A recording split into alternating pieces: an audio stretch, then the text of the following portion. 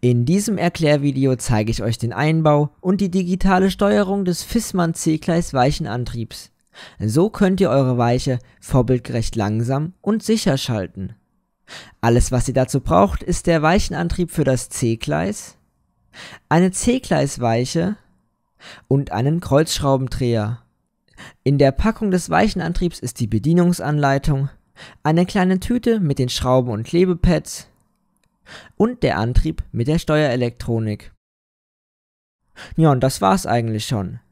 Alles, was ihr braucht, habe ich euch auch wieder im Beschreibungstext genau verlinkt.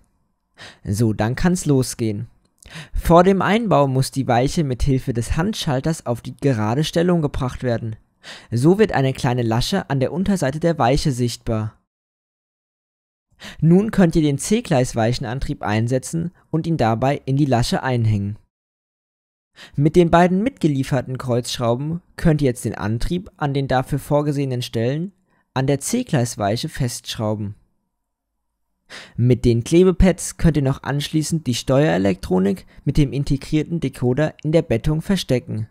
Wenn der Antrieb eingebaut ist, könnt ihr mit der weiteren Verkabelung fortfahren. Im analogen Betrieb werden die beiden blauen Kabel an ein Stellpult angeschlossen. Im Digitalbetrieb werden diese nur für die Programmierung benötigt. Die Stromleitungen Gelb und Braun werden sowohl im analogen als auch im digitalen Betrieb benötigt, wobei ihr diese im digitalen Betrieb mit der Digitalzentrale verbinden müsst. Ja, und jetzt müsst ihr erst einmal den Ausgang an der Zentrale ausschalten.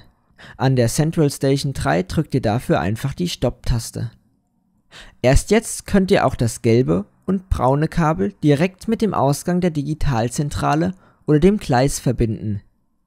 Zur Programmierung wird eines der beiden blauen Kabel mit einem der beiden Stromkabel verbunden.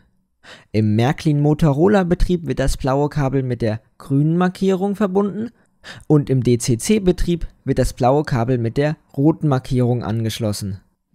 Bevor der Weichenantrieb programmiert werden kann, muss der Artikel erst in der Zentrale eingerichtet werden.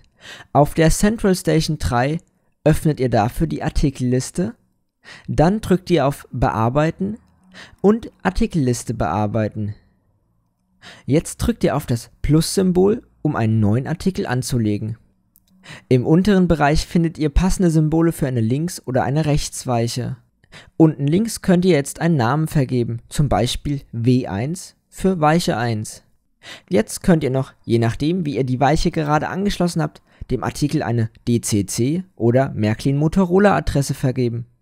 In meinem Fall verwende ich das DCC-Protokoll. Nun müsst ihr eine Adresse festlegen. Ich verwende die Adresse 6. Das war auch schon das Anlegen eines neuen Artikels.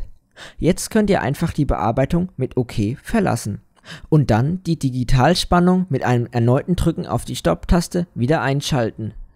Das andere blaue Kabel müsst ihr jetzt ebenfalls mit dem anderen Stromkabel verbinden. Jetzt könnt ihr den Artikel auf eurer Digitalzentrale schalten. Wenn alles funktioniert hat, quittiert der Antrieb die Programmierung mit einem langsamen Umschalten des Antriebs. Nun könnt ihr die beiden blauen Kabel wieder entfernen und somit den Programmiermodus verlassen. Wenn ihr den C-Gleisantrieb erneut programmieren wollt, müsst ihr das Ganze einfach erneut durchführen. Beachten müsst ihr allerdings, dass nach dem Einbau des Viessmann C-Gleis Weichenantriebs die Weiche nicht mehr mit Hilfe des Handschalters umgeschaltet werden kann, um so schneller die Weichenstellung zu verändern.